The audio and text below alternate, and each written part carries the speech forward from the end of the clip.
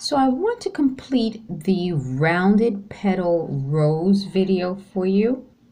So I'm just going to continue showing you how you apply the petals to the rose. We did the center, we added some petals, and as you can see from this video, you're getting more depth and making the flower larger. I told you you will end up using a lot of hot glue from the hot glue gun. So the glue sticks from the hot glue gun will get all over your fingers, as you can see from my fingers in this video.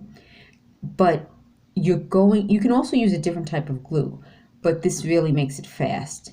But you're going to keep adding petals to the open part, and as you can see, the open part will be obvious because it will be where there's sort of a gap between the petals, just like a regular rose.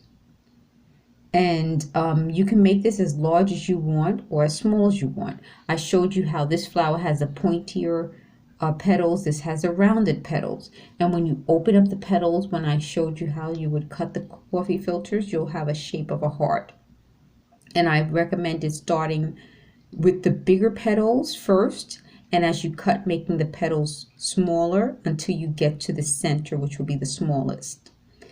And I told you not to worry about all the hot glue that you'll get on the paper because you can easily peel it off or roll it off. But most of the time you'll end up covering it.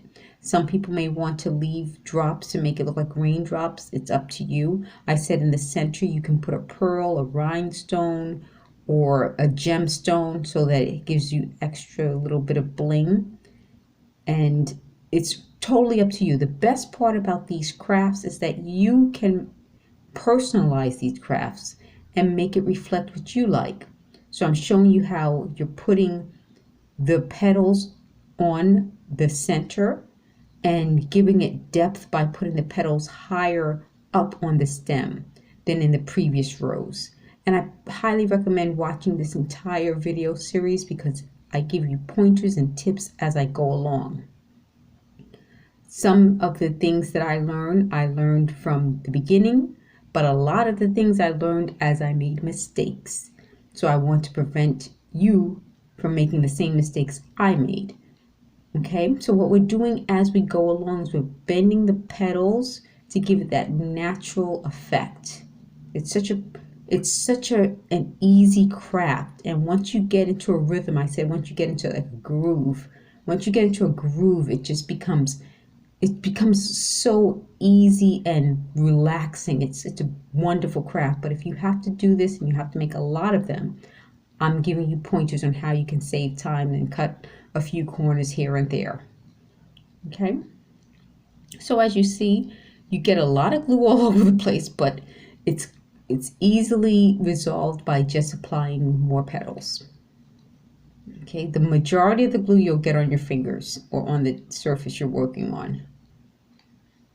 And I'm sure you could use a lot less glue than I use, but I find that by using that extra bit of glue, it adheres quickly. So if you use less glue, you won't get as much glue all over the place, but you may have to add more glue as you go along. I find that I'm just adding a generous amount of glue and I don't have to keep applying more glue. So you could stop at this point, but I'm going to add a few more petals. And as I mentioned in the